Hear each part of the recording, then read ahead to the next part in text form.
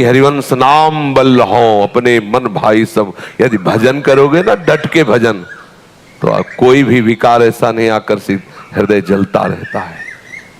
कभी ये नहीं आता मैं ठीक चल रहा हूं। सच्ची मानना, जिस दिन भजन होगा ना तो उसका प्रभाव और स्वभाव होता है, हृदय जलता रहता है कि हाय कब मैं भजन कर पाऊंगा, कब मैं डट के भजन कर पाऊं, कब ऐसा होगा कि मैं छक के भजन करूं।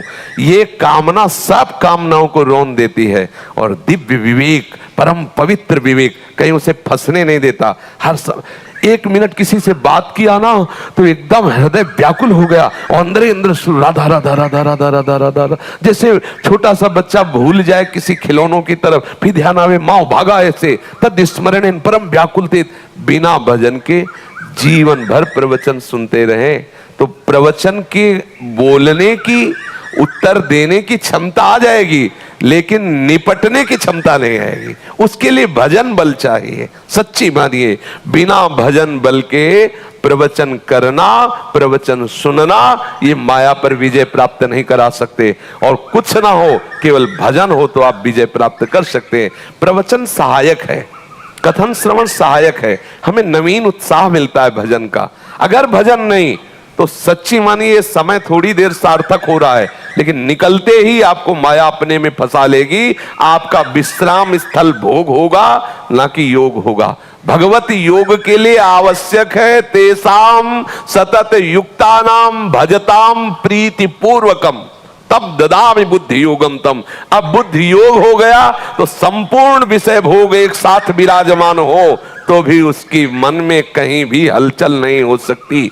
और जिसकी बुद्धि भोग में है, भोगेश्वर प्रसक्ता नाम तयापहत चेतसाम, तो व्यवसायत्मिका बुद्धि समाधौ न विधीयते। और जिसकी बुद्धि योग में है तो चाहे विश्व ब्रह्मांड के एक साथ सब भोग रख दिए जाए तो भी उसके मन में विचलता नहीं होगी। पर वो योग उसी को प्राप्त होता है जो तेषाम सतत युक्ता नाम, सतत युक्ता नाम भजताम प्रीति पूर्वकम तो ददामि बुद्धि योगम तम। ये बिना हुए कोई माया पर विजय प्राप्त नहीं कर सकता। इसलिए प्रार्थना है निरंतर नाम पर लगो।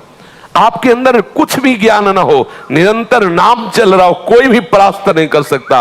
और चारों वेद कंठस्थ कर लो, 18 पुराण कंठस्थ कर लो, और नाम जब ना चल रहा हो तो खड़े वहीं होगे, बोलोगे वेद, बोलोगे पुराण, लेकिन खड़े वहीं होगे जहां नहीं खड़े होना चाहिए। पक्का समझ लो, अनुभूति विषय है, महापुरुषों का अनुभूति विषय है। बिना भजन बल के कोई संसार पर विजय प्राप्त नहीं कर सकता। साफ कथन श्रवण का फल है सुमिरन, अखंड सुमिरन, अव्यावृत भजनात्, श्वास श्वास भजन करना, तभी बात बनेगी, तभी बात बनेगी।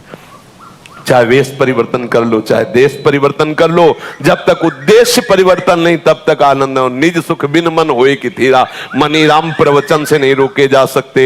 इनको चाहिए, जब इनको सुख मिलेगा तब ये रुकते हैं, तब पंग हो जाते हैं। और उसके लिए सुमिरन चाहिए, भजन चाहिए। जब तक भजन नहीं तब तक भैया कुछ भी कर लो, कहीं भी बैठ लो, कहीं भी चले जाओ।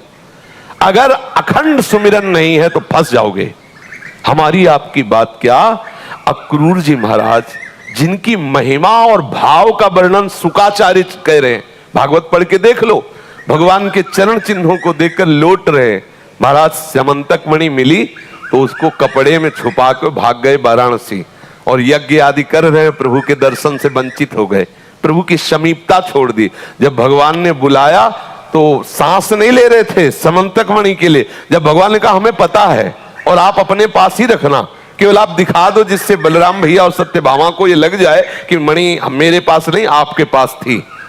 आश्चर्य हुआ इस प्रसंग का चिंतन करके कि ऐसे महापुरुष को भी कोई मणि, इंद्रनील मणि से बढ़कर के भी ये मणि हो गई। ठाकुर को छोड़ करके दूर जाने की बात, मणि को छुपाने की बात, तो इसीलिए लगा कि अतिशय प्रबल देवतो माया, ये बहुत प्रबल है। अगर भगवत चिंतन छूटा तो परम बोध संपन्न महाभागवत हनुमान जी कह रहे, कह हनुमंत विपति प्रभु सोई, जब तो सुमिरन। एक ही सार मिला है पूरे जीवन का, उनकी कृपा की बाट जोहते हुए निरंतर सुमिरन प्रायण रहो। बस नाम अंदर नाम चलता रहे, विजय ही विजय, विजय ही विजय, कोई परास्त नहीं कर सकता। और नहीं चाहे जितना बुद्धि से मैं तू का ज्ञान लड़ा लो, जब अवसर आएगा तो फिसले मिलोगे, पक्की बात है।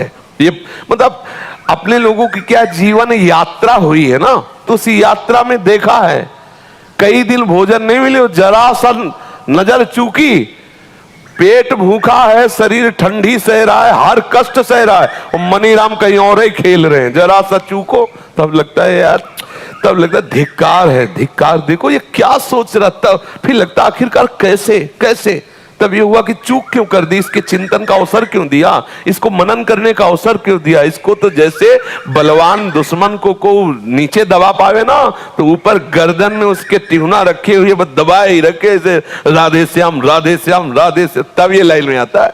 अगर जरा सा चूके और वो तुम्हारे ऊपर आ गया, गए राधे श्याम।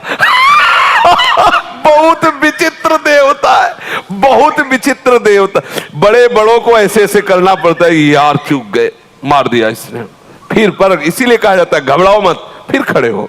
हजारों बार ये हमें गिरावे तो भी हार नहीं माननी, आगे बढ़ना, विजय हमारी ही होगी।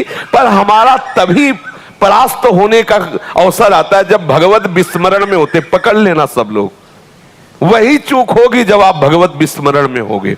और भगवत स्मरण चल रहा है, ये कुछ भी अपनी जितनी भी माया चाहे फैला ले मन, हमें परास्त नहीं कर सकता। अनुभव की बात करें, अगर आपके हृदय में बार बार चल रहा राधा राधा राधा वल्लभ राधा वल्लभ राधा, ये इसकी क्या सामर्थ्य की परास्त कर ले।